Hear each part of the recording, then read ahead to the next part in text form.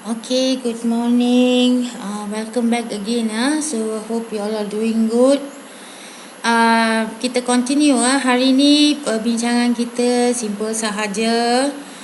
Semalam saya sudah upload latihan yang saya ambil daripada buku teks muka surat 67 hingga 68.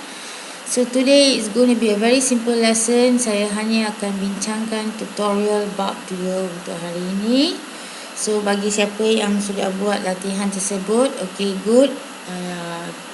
Helping yourself, okay ya. Okay, bagi siapa yang tak buat, also you can help yourself by just copying down the answers. Okay ya, copying is also a learning process. It's okay. Okay ya, kita sambung ya. Kita lihat bagi soalan 1, praktis sumatif 2 ya, muka surat 67 hingga 68, sikit saja. Okey ya, dia bagi satu gambar raja satu ya. Gambar raja ni dia merujuk kepada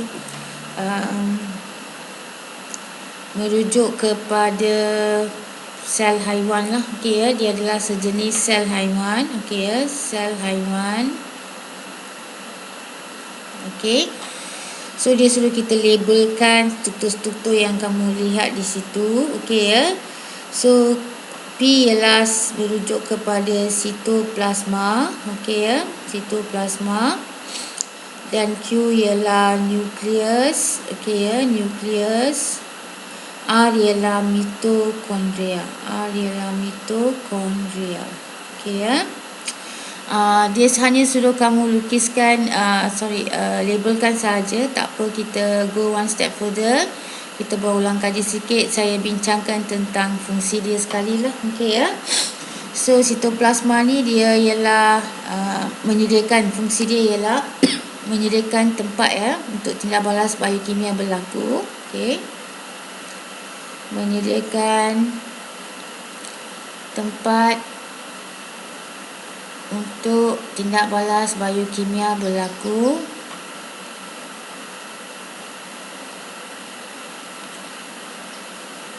Okey. Nukleus dia mengawal semua aktiviti sel.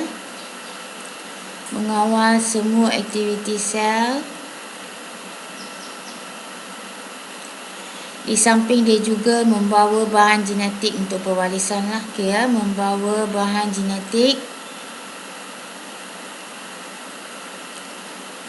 untuk pewarisan.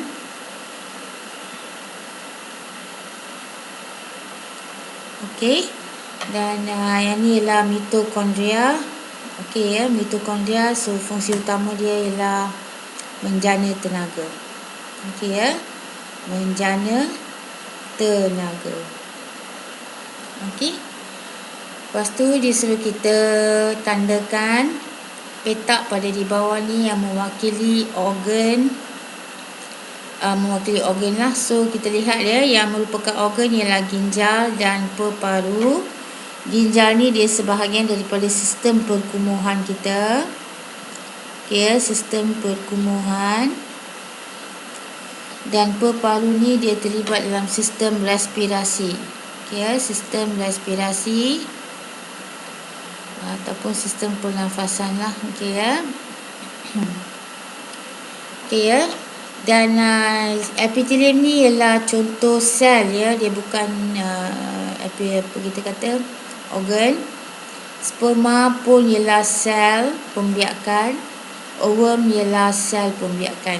Okey ya, so maknanya ovum dengan sperma ni dia sebenarnya ialah sel pembiakan. Sel epitelium pun sejenis sel, dia tidak dikategorikan dalam organ.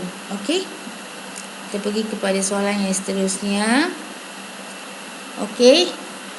Yang ini ialah sebenarnya ovum. Okey ya, ovum kalau kamu tahu dia merupakan satu sel yang paling besar dalam badannya, sel terbesar ya, paling besar dalam badan kita. Sel yang terbesar lah, okey ya, dalam badan perempuan sebab ovum ni dia hanya ada dalam badan perempuan saja sebab dia merupakan gamete betina. Okey ya. Next one, merujuk kepada sel darah merah. Sel darah merah Okey ya, dan yang ini ialah sel saraf. Sel saraf. Okey ya, mungkin saya bincangkan sedikit tentang dia punya fungsi dia. Sel worm terlibat dalam sistem pembiakan, okey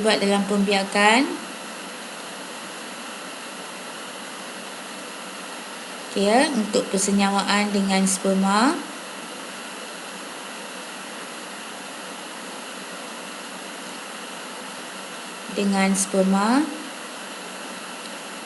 Untuk menghasilkan zigot yang berkembang menjadi bayi. Okey.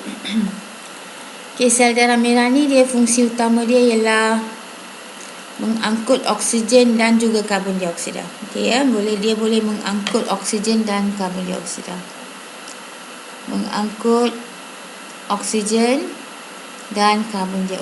Cuma tempat dia berbezalah. Kalau oksigen dia dari peparu ke seluruh badan. Okey. Kalau karbon dioksida dari seluruh badan ke peparu untuk dihembus keluar. Okey ya. Dari seluruh badan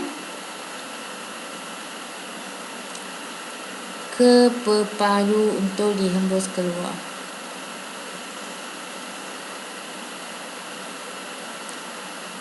Okey.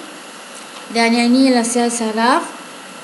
Terlibat dalam sistem saraf pusat ya, sistem saraf, di mana dia menghantar maklumat. Fungsi dia ialah menghantar maklumat dalam bentuk impuls elektrik,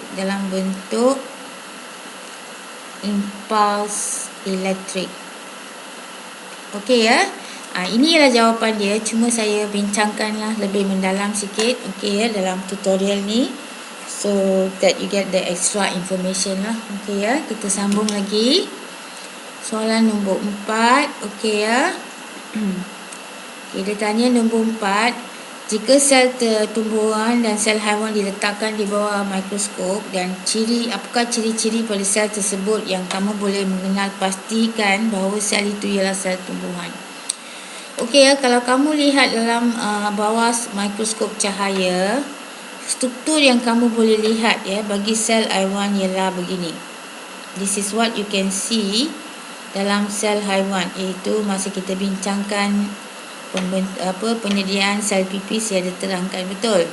Okey ya, ini yang kamu akan lihat bawah mikroskop ya bagi sel haiwan dan juga sel tumbuhan. Okey ya.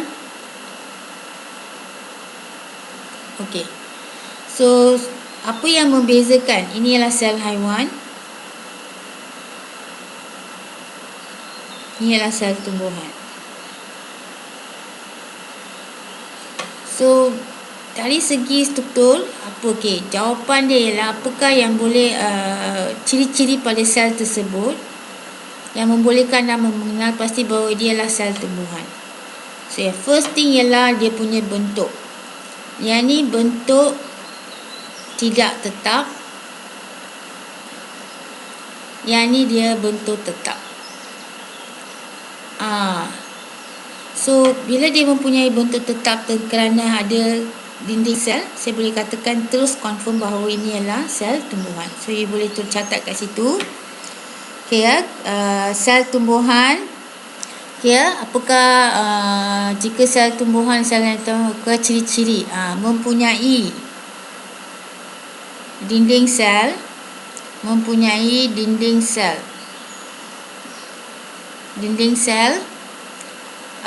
dia ada dinding sel, kemudian dia ada vacuole dan kloroplas.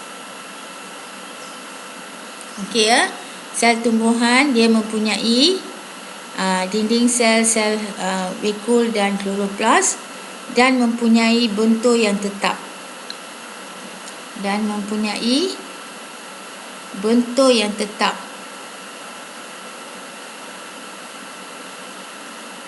Okey ya, mempunyai bentuk yang tetap. So, ini ialah ciri-ciri yang membolehkan saya mengenal pasti bahawa itu ialah sel tumbuhan. Oleh sebab ditanya untuk sel tumbuhan, so saya bincangkan untuk sel tumbuhan sajalah. So sel tumbuhan mempunyai dinding sel, vakuole dan kloroplas dan mempunyai bentuk yang tetap, di mana semua ciri-ciri ini tiada dalam sel haiwan. Okey ya. Dan ciri-ciri di atas tiada dalam sel haiwan.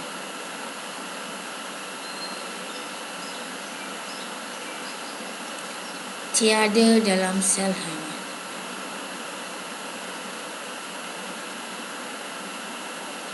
Okey. Itu yang membezakan antara sel haiwan dengan sel tumbuhan. Okey ya. So you can see ini ialah dinding sel dia. Okey. Ini ialah vakuole dia. Dan selain daripada nukleus, dia ada kloroplas. Okey. Itu yang membezakan di antara sel haiwan dengan sel tumbuhan. Okey, itu sahaja untuk saya daripada saya hari ini. Saya telah membincangkan soalan tutorial.